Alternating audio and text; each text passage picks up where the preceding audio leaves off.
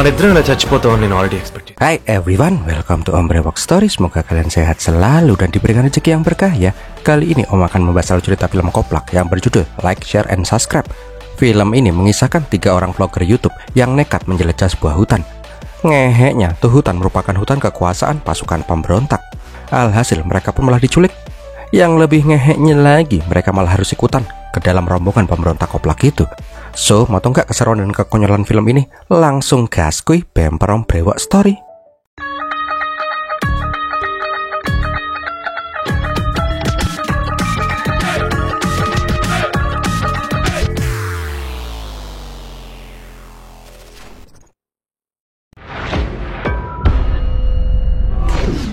Awal kisah diperlihatkan Pak Depade yang bernama Rauh lagi asik jalan-jalan di pantai. Beli koran dulu biar kayak bapak-bapak yang lain. Headline di koran itu adalah Menteri Dalam Negeri memuji YouTuber muda yang berdedikasi dengan channel Guva Vihari. Orang-orang disuruh untuk mensubscribe channel itu. Ya, sekalian subscribe channelnya Om Brewok juga sekalian, nggak apa-apa sih ya. Di saat yang bersamaan diperlihatkan juga mas-mas yang brewokan yang bernama Vipal habis dikaplok sama pacarnya. Intinya si pasangan ini ribut dan si cewek memutuskan untuk putus aja karena dia itu udah jengkel sama kelakuannya si Vipal. Setelah itu Vipal pun langsung menuju laut. Jelas lah, Rauh pun langsung mencoba mengejar tuh mas-mas yang habis rontok atine. Udah tuh dek, jangan nekat, jangan bundir, hidup masih panjang, masih banyak cewek lain. Nanti kita lihat-lihat micat aja bareng yuk. Apaan sih nih aki-aki, orang mau cuma mengambil sendal yang keseret ombak kok ya. Oh, kebanyakan nonton film ini aki-aki. Nah, karena terlanjur tengsin, Rauh pun bertanya sebenarnya apa yang terjadi. Dia itu emang hobinya dengerin curhatan orang di pantai, alias kepo. Karena si Vipal juga lagi gabut, dia pun bercerita tentang kisahnya. Semua ini dimulai pada tahun 90-an. Saat itu diperlihatkan ada rombongan menteri yang sedang perjalanan di kawasan sepi. Pak Menteri pun bilang ke anaknya, sejauh mata memandang ini Le, semua ini adalah tanah kita. Pak Menteri itu udah berusaha susah payah korupsi untuk mendapatkan semua ini. Semua demi apa? Demi putranya inilah. Nah, di depan, asisten Pak Menteri pun laporan kalau ada pasukan pemberontakan baru yang menyebut diri mereka PPF.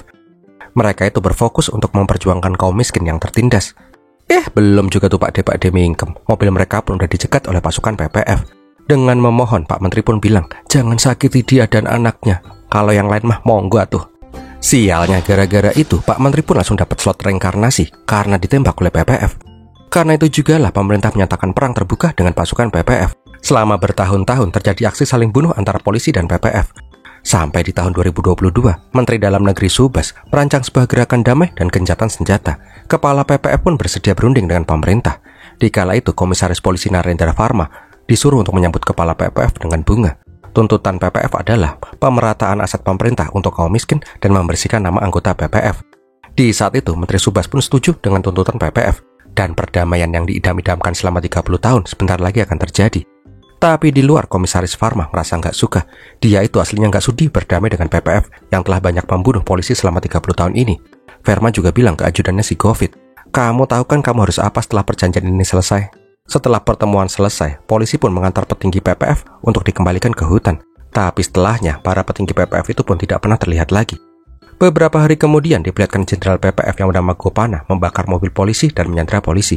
Dia bilang ke media kalau pemerintah telah menjebak mereka. Karena dari itulah mereka akan membalas dendam atas hilangnya petinggi PPF. Target utama mereka adalah polisi, khususnya Komisaris Polisi Farma. Keesokan harinya, negosiator perdamaian si Raju menelpon si Farma. Dia nggak habis pikir kenapa ini semua bisa terjadi. Namun si Farma bilang kalau PPF itu nggak mau menyerah, maka polisi juga akan bergerak. Farma juga bilang ke Pak Menteri kalau semua ini adalah akal-akalannya si PPF. Ya emang dari awal mereka itu nggak mau berdamai dan memfitnah kepolisian kok. Bentar nih dek, sebentar ya dek. Dagu kan tanya kisah kamu kenapa sampai putus sama tuh cewek. Kenapa kok ceritanya malah bahas PPF sama polisi? Ini bocah kebanyakan makan kecubung kok piye sih ya? Sito Pak D, mau denger nggak nih? Oke lanjut ya. Nah di tempat lain di Hyderabad diperlihatkan mas-mas kacamata yang lagi janjian sama seseorang. Ternyata dia tuh lagi nungguin si Vipal. Dengan kalung bunga, Vipal pun menyambut Jack Daniel yang seorang kameramen berkaliber Bollywood. Jack Daniel ini konon katanya udah ngerekam ratusan film Bollywood, Hollywood, Wood. Pokoknya keren parah dah. Intinya si Vipal ini menceritakan kalau dia itu adalah vlogger YouTube yang lagi naik daun. Dia itu pengen mengajak si Daniel untuk ngerekamin dirinya pas lagi traveling ke hutan Arasu.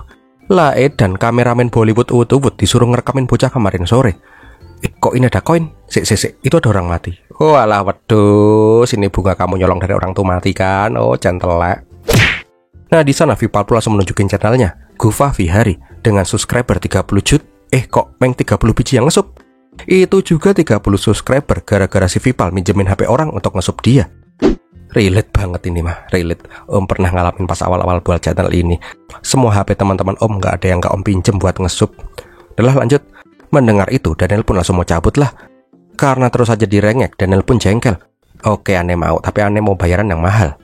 Jangankan bayaran mahal, aneh kasih lebih bos, plus bunga-bunganya. Ini bunga apaan ya? Oh, telek, lempar bunga orang mati sembarangan aja. Nah, di tempat lain, diperlihatkan si Gopana mulai merancang aksi balas dendam mereka. Kali ini pasukan PPF nggak boleh melakukan kesalahan sekecil apapun. Ngemeng-ngemeng, di mana Brahmana? Kok dia nggak kelihatan? Ngeheknya, Brahmana yang seharusnya ikut meeting itu malah lagi pules molor. Ketika disuruh menemui si Gopana, Brahmana pun dengan mantap bilang dia siap dikasih tugas apapun. Tanpa banyak omong, Gopana pun langsung mengajak Brahmana ke poskonya. Lihat no anak buahmu, kocak semua toh. Ada yang jatuh cinta sama senapan, ada yang tukang ngabisin stok makanan pasukan, ada juga yang main kuda-kudaan. Gimana aku mau ngasih tugas penting ke kamu kalau pasukanmu aja koplak semua gitu? Intinya sih, karena mereka lagi butuh pasukan yang nggak boleh melakukan kesalahan, Brahmana dan pasukannya pun dibubarkan, alias mereka pun dipecat dari pasukan PPF. Lah si Brahmana pun langsung jiper lah. Dia tuh berjanji demi senapan pusaka kalau mereka akan berguna. Tapi si Gopana bilang, semua senapan pasukan Brahmana itu adalah senapan rusak, nggak ada satupun senapan yang berfungsi.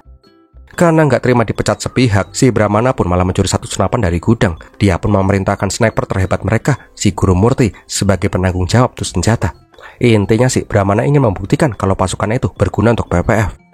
Oh berat, main tembak aja. Beberapa hari kemudian diperlihatkan si Vipal dan si Daniel langsung cus ke stasiun. Daniel pun udah pede, mereka itu akan naik kelas bisnis. Kok enggak eksekutif? Loh, kok enggak juga? Ya wis lah, seenggaknya ekonomi deh. Tapi Vipal bilang, bukan ini gerbong kita bos, noh gerbong kita di bawah ekonomi, kelas rakyat jelata. Ngehek ini orang ya, tuh gerbong sesak bener. Jangankan dapat tempat duduk, berdiri aja sodok-sodokan kok. Nah pas kereta udah mulai berangkat, si Vipal pun malah hilang. Rupanya dia tuh emang sengaja turun, biar dapat footage keren pas ngejar kereta. Ya wis lah, sakarepmu lah.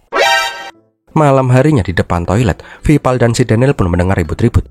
Rupanya ada rombongan penyanyi keliling yang naik kereta nggak bayar tiket. Alhasil mereka pun kena denda sama kondektur. Ngelihat itu mbak-mbak kok gendal-gendil, Vipal pun membayarkan denda rombongan itu. Setelah itu Vipal pun meminta tolong. Kalau vlog nggak ada jogetnya kan nggak asik nih ya. Dia tuh pengen rombongan itu joget untuk vlognya. Karena nggak bisa nolak, ya udah deh joget gendal-gendil. Ini mbak-mbak pulan bener ya, bisa bulat kencang gitu. Mana getar-getar lagi.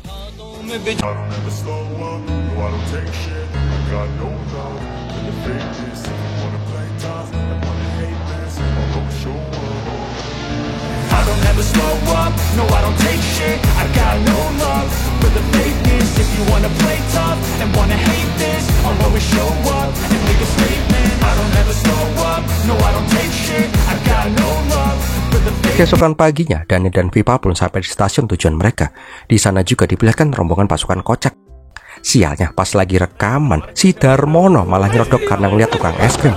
Yang mana itu membuat HP-nya si Vipal malah jatuh. Nggak pakai mikir, Brahmana pun langsung dikalpok sama si Vipal. Guru Murti yang nggak terima pun bertanya, gimana Dan? Kita bunuh aja atau gimana nih? Ngeheknya, si Vipal itu nggak gentar dan malah mengambil duitnya si Brahmana buat ganti rugi kerusakan HP. Nggak lama kemudian mereka pun menemukan target mereka, Inspektur Polisi Vijay. Mereka itu berniat membunuh tuh inspektur, biar mereka itu diakuni sama Gopana. Malam harinya diperlihatkan dua kocak ini lagi minum-minum di sebuah bar. Nah di sana Vipal pun lagi asik ngeliatin channel YouTube Vasuda. Vipal juga cerita kalau Vasuda itu adalah kiblatnya untuk membuat channel vlog traveling. Udah cantik, manis, imut-imut. Nah keesokan paginya mereka pun melanjutkan rekaman di air terjun. Tapi pas lagi ngedabus, si Vipal pun malah kepleset. Seperti di film India, ada orang yang menangkap tangannya si Vipal. Dan tuh cewek adalah si Vasuda. Oh alah, kebetulannya nggak ngotak. Nah di sana Vipal pun seneng banget karena ketemu idolanya. Tapi pas cerita kalau Vipal itu adalah pemilik akun YouTube Gua Gufari, si Vasu pun langsung napuk si Vipal. Rupanya selama ini Vipal itu sering komen spam dan sampah yang menghina si Vasu. Vipal itu beralasan kalau dia tuh cuma caper aja karena pengen banget dibalas komennya sama si Vasu. Nggak mau membuang kesempatan, Vipal terus saja mepet si Vasu. Dia itu pengen kolaborasi sama si Vasu. Lah si Vasunya ogah lah, channel masih 30 subscriber mau minta kolaborasi. Setelah itu Vipal pun mewek. Daniel yang lihat itu pun nyeramain si Vipal. Dulu tuh ya, sebelum aku jadi kameramen terkenal kayak sekarang itu, aku tuh sering dapat penolakan. Tapi karena nggak pernah menyerah, lihat aku sekarang, aku jadi hebat gini. Namun belum juga ini orang mingkem. Ada Pak Depade yang mau manggil Jack Daniel dengan sebutan Dadang. Ini teh Dadang kan ya? Iya, Dadang tukang bajak film itu kan? Mendengar itu, Vipal pun curiga. Bangkeknya, Jack Daniel alias Dadang ini emang benar kameramen film-film Bollywood. Tapi dia tuh ngerekam film-film itu di bioskop alias tukang bajak. Ya jelas saja si Vipal kesel parah lah. Karena udah kepalang basah, mau nggak mau si Vipal ini pun harus tetap kerjasama sama si bangkek Daniel. Nggak lama kemudian si Vipal pun ngeliat si Vasu yang lagi mainan kiri. Kembali lagi si Vipal ini usaha deketin si Vasu, namun hasilnya sama aja.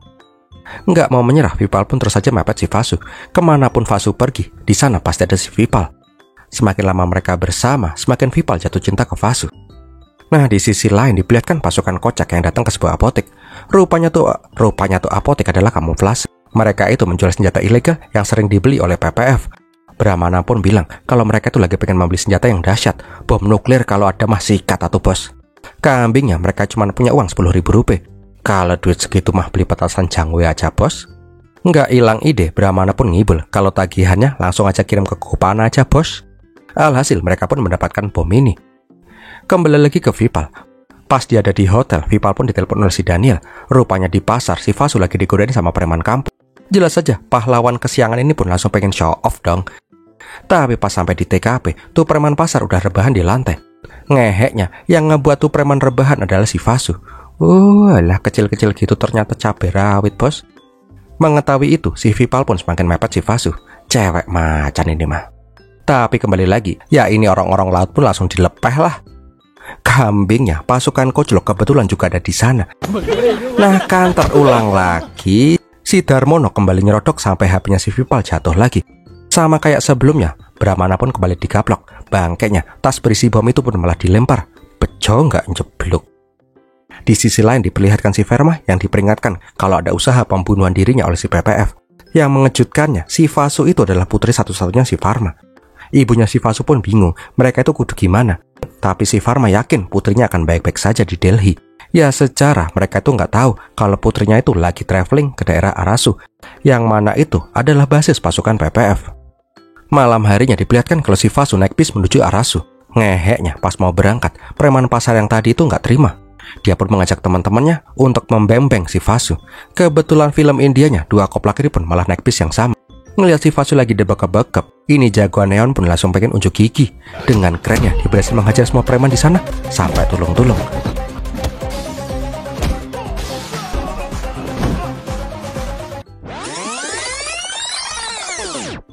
Lah kok balik? Oh ala wedus, itu cuman halunya si Vipal aja toh. Aslinya sih ini bocah malah digebukin jamaah sama preman pasar. Untungnya pas lagi ditabokin itu, tuh bis pun melewatin pos polisi. Ya preman-preman ini pun langsung pada kabur lah. Ketika polisi masuk, Pak Kondektur bilang kalau tuh mbak-mbak mau diculik. Tapi lebih kasihan tuh mas-mas, mukanya demek-demek dikeroyok bareng-bareng pak. Ketika melihat si Vasu, ada polisi yang curiga dan meminta semua tanda pengenal mereka.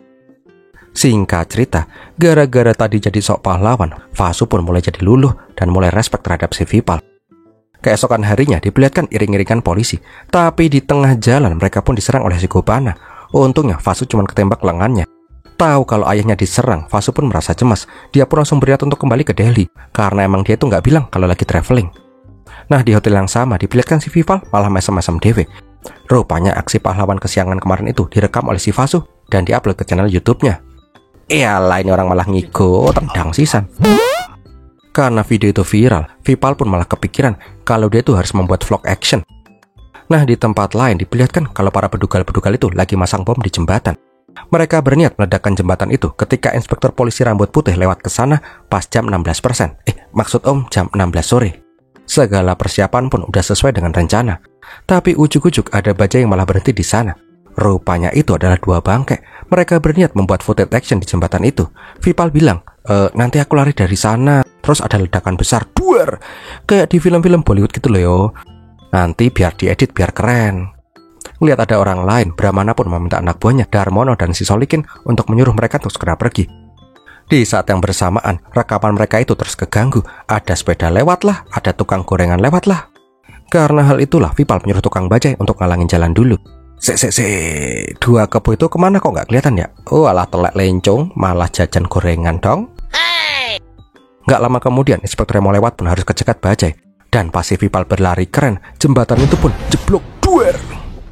Bos, katanya pakai CGI, kok malah meledak beneran, piat lagi. Nah di hotel, Daniel pun ngebet banget untuk segera cabut. Dia sadar kalau ada orang emang sengaja ngeledakin bom di sana. Bisa aja mereka itu diincar gara-gara menggagalkan rencana mereka. Aslinya sih si Vipal itu gak pergi karena masih pengen bersama si Vasu. Tapi ya wis lah, nyawa lebih penting, cok. Nah di sisi lain diperlihatkan kalau si Govin laporan ke Pharma. Kalau dari info intel, Vasuda itu sekarang berada di Arasu. Mengetahui fakta itu, Pharma pun langsung kalang kabut. Dia memerintahkan semua anak buahnya di Arasu untuk mengamankan si Vasu. Sialnya, Gopana juga mendapatkan info itu dan berniat memburu anak putri Pharma itu. Kembali lagi ke hotel, di saat dua koplak mau cabut, mereka melihat si Vasu yang juga mau pulang ke Delhi. Untuk ngirit ongkos, mereka pun barengan naik taksinya. Tapi di tengah jalan, mereka pun malah dicegat oleh sesuatu. Di saat yang bersamaan, Pharma dan si Gopana pun dapat kabar kalau si Vasu itu diculik oleh seseorang. Siapakah dia gerangan? Waduh, yang nyulik ternyata Brahmana CS, cok. Brahmana yang gak terima kalau bom ngutangnya itu meledak sia-sia, pengen meminta ganti rugi sama si Vipal. Tapi pas itu mata dibuka, Vipal pun malah ngekek. Lah model-model kayak Brahmana gini kok bisa jadi pasukan pemberontak. Tapi dia seketika mingkem ketika tulara senapan nempel neng batuk. Kambingnya, karena Vipal ini kere, dia tuh cuma punya uang 3.500 rupiah. Brahmana nggak mau tahu lah, pokoknya dia tuh harus dapat duit 100.000 rupiah buat beli bom yang lebih besar. Karena kepepet, Vipal pun minta tolong ke Vasu. Mbak pinjem duit dulu ya, tak ganti wes, angsuran seumur hidup. Ya udah deh, karena nggak mau disandra bareng sama pengek-pengek ini, Vasu pun setuju. Tapi dia itu harus ngambil uang dulu di ATM. Setelah deal-dealan, Brahmana pun oke-oke aja. Tapi karena udah sore, rencananya besok pagi mereka akan ke ATM-nya. Untuk malam ini mereka akan nginep di hutan. Nah di pinggir kali, Vasu pun kelihatan mewek. Vipal pun langsung mencoba menghibur. Maaf ya Beb, kalau soal uang besok tak ganti wes janji. Nah di sini baru deh si Vasu cerita jujur kalau dia itu adalah anak komisaris polisi Nerandra Pharma. Dan orang-orang itu adalah kelompok yang ingin membunuh ayahnya. Mendengar itu, Vipal dan Daniel pun langsung shock.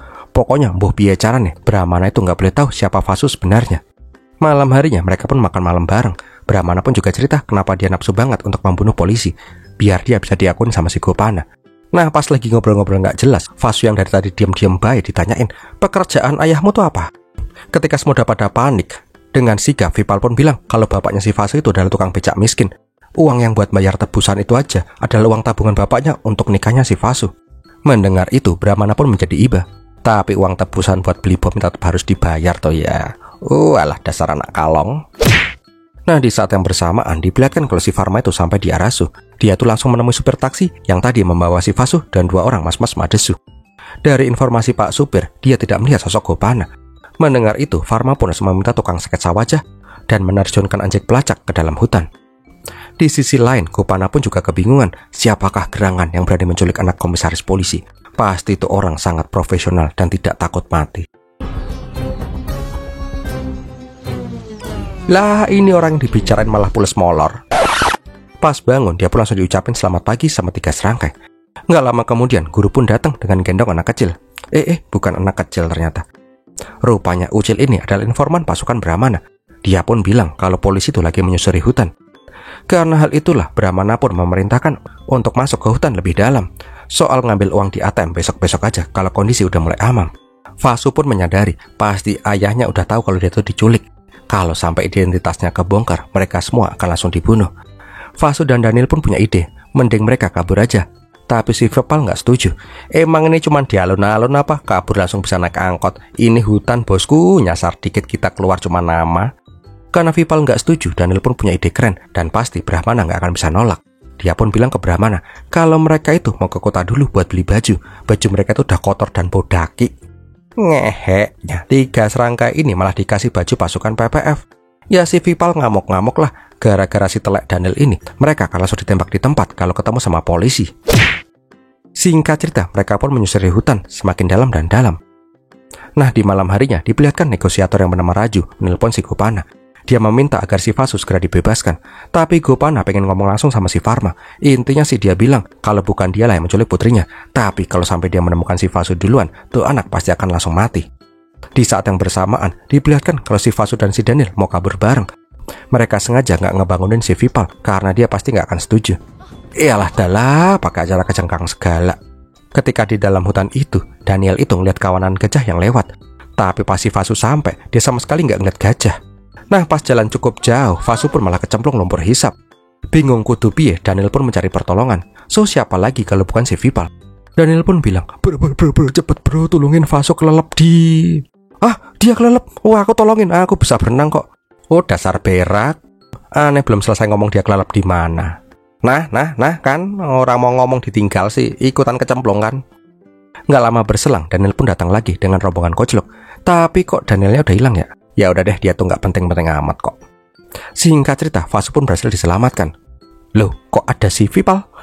Rupanya tadi itu dia udah kelelep dan pegangan di tubuhnya si Vasu. Gara-gara ketahuan mau kabur, Brahma pun langsung marah besar. Dan semua itu gara-gara siapa? Gara-gara Daniel bangke. Namun gara-gara mau kelelep bareng itu, dua pasangan bucin ini pun saling jujur kalau mereka tuh sama-sama saling jatuh cinta. Ah, jogetin halu dulu deh.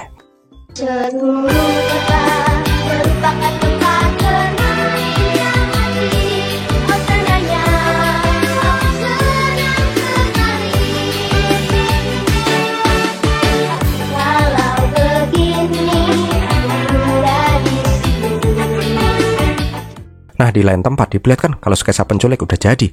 Pharma pun langsung menyuruh menyebar tuh poster dengan imbalan Rp10.000 kalau ada orang yang bisa ngasih informasi. Di saat yang bersamaan diperlihatkan kalau pasukan Koplak masih aja berjalan di dalam hutan, tapi tiba-tiba ada pohon yang gerak-gerak sendiri. Walah, manusia toh, om kirain babi hutan. Rupanya itu adalah si Giri, adik dari si Brahmana. Dia itu sengaja masuk ke dalam hutan untuk ketemu kakak tercintanya. Rupanya alasan dia mencari Brahmana itu karena pengen meminta perlindungan. Giri yang seorang kritikus film abal-abal ini malah ngeritik film yang diperankan oleh anak mafia Tamil. Uluh anak genderuwo mewek nggak tuh?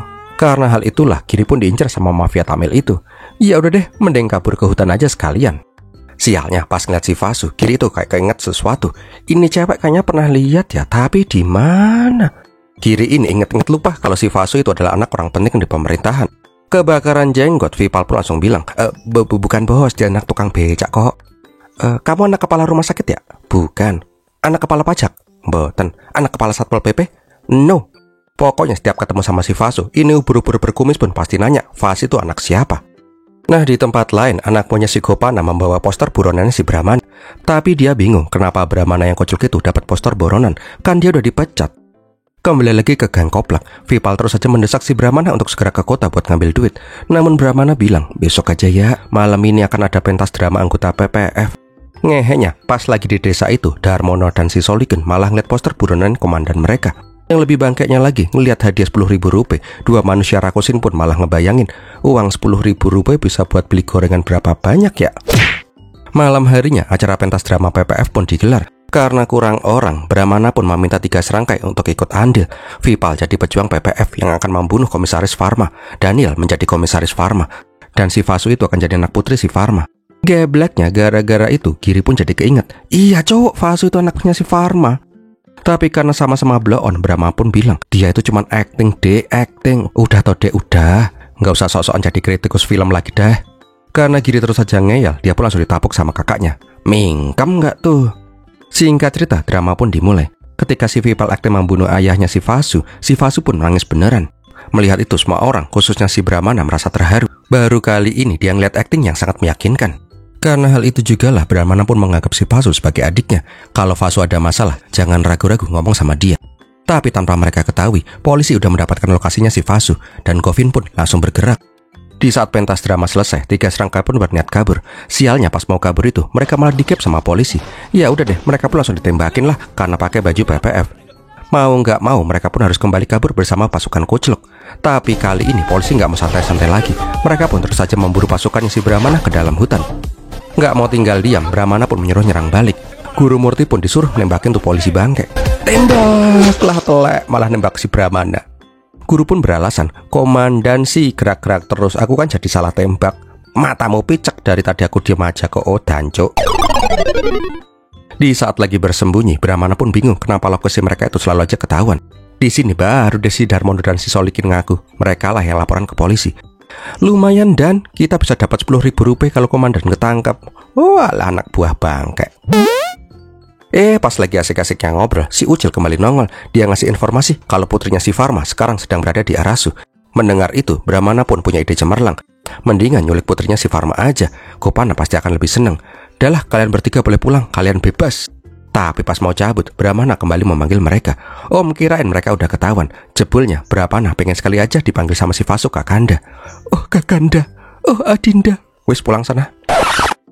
Lah ini apa lagi? Setiap mau kabur pasti ada aja. Kopetnya, Gopana malah memuji si Brahmana. Dia nggak menyangka Brahmana yang koplak ini berhasil menculik anak komisaris polisi Farma. Ya Brahmana bingung lah. Tapi pas dia tahu kalau si Vasu adalah anak komisaris polisi, baru dia jiper karena selama ini dia udah dikibulin. Karena Vasu mau dibunuh, Vipal pun langsung mengajak kabur. Sudah pasti mereka pun ditembakin sana sini. Sialnya mereka malah harus kekepung. Scene kemudian diperlihatkan ada bendera putih berkibar di markas polisi. Rupanya yang datang itu adalah si Vipal, Daniel, dan si Brahmana. Mereka berniat menemui si Farma. Mereka membawa tuntutan kalau si Vasu itu mau selamat. Rupanya pas mereka mau dibunuh di hutan itu, Vipal bilang kalau target PPF itu kan si Farma. Kalau membunuh si Vasu, maka perang malah akan semakin besar. Dia berjanji akan membawa si Farma ke Gopana. Mendengar itu, Farma pun langsung nurut-nurut aja. Dia rela nyawanya ditukar sama si Vasu. Govin pun mencoba melarang si Farma, tapi Govin malah diomelin dan menyuruh semua polisi nggak mengikuti dia ke hutan. Pas mau lanjut cerita, si Daniel pun malah datang dengan baju yang compang-camping. Dia bilang kalau Vasu itu udah mau berangkat ke Delhi. Karena pengen ngejar si Vasu, ceritanya dilanjutin kapan-kapan aja ya Pak De. Rao yang penasaran habis dengan ceritanya si Vipal menawarkan nganterin 2 bangkai ini mengejar si Vasu, asalkan ceritanya dilanjutin. Sambil bonceng 3, Vipal pun lanjutin ceritanya. Ketika masuk ke dalam hutan, Vipal pun punya ide agar si Vasu dan si Farma itu tetap hidup dan Brahmana juga nggak jadi pengkhianat PPF. Awalnya sih si Brahmana itu nggak setuju, tapi Vipal bilang, masa kamu tega ngeliat adik angkatmu mati merana? Ya udah deh, Brahmana pun nurut idenya si Vipal. Pas sampai di Gopana, Vipal pun bilang kalau si Farma itu udah mati kelelep lumpur hidup. Kalau nggak percaya, tanya aja si Brahmana. Mendengar babenya udah almarhum, si Vasu pun jadi mewek lah. Aku udah nggak mau hidup kalau babe mati. Bunuh aku, tembak aku. Lah kok senapannya mejen? Untungnya Vipal menjelaskan sandiwara mereka. Ngeheknya, pas rencana udah mau berjalan lancar, Govin malah datang. Dia bilang pasukan udah standby di luar hutan dan... Sedangkan pas ditanyain, Brahmana juga bilang kalau Farma itu udah mati. Pas mau nanyain si Daniel dengan mantap, sama aja bos, dia udah mati. Pak, Farma ngumpet di belakang pohon.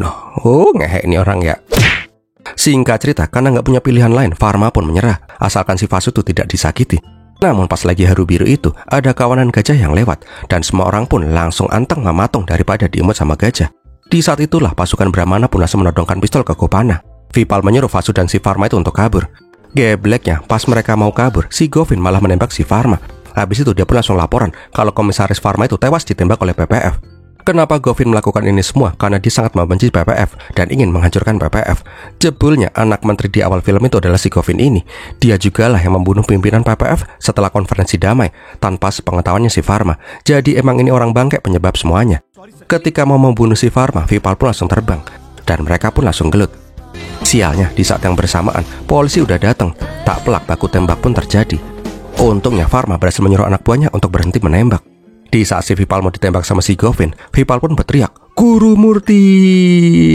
Nah, ini baru sniper elit. Dan mereka semua pun selamat. Kembali lagi ke masa kini, diperlihatkan 3 serangkai berhasil mengejar si Vasu. Vipal pun bilang, dia itu tidak bisa hidup tanpa si Vasu. Mendengar kisah cinta pasangan bucin ini, Rao pun malah ikut-ikutan. Kenapa sih Pak De? Bapak itu nggak merestui mereka. Vipal itu udah berjasa menyelamatkan nyawa bapak loh. Namun Farma langsung menunjukin berita di koran tentang Menteri Dalam Negeri yang menyuruh semua orang untuk mensubscribe channelnya si Vipal. Jadi setelah kejadian itu, perjanjian damai pun tercapai. Vipal juga mendapat penghargaan oleh Pak Menteri. Tapi bangkainya, Vipal malah nyolong HP-nya Pak Menteri. Selain untuk nge-sub channelnya, Vipal juga nulis di Twitternya Pak Menteri yang muji-muji si Vipal dan menyuruh semua orang untuk nge-sub channelnya. Gara-gara itu, Pak Menteri pun jadi marah besar dan menyuruh Vipal untuk ditangkap. Brahmana yang punya utang budi memohon ke Pak Menteri agar tuh anak nggak ditangkap, tapi dengan syarat mereka nggak boleh ketemu lagi sama si Vipal. Kambingnya, karena cinta Vipal dan si Vasu itu memang nggak bisa dipisahkan lagi.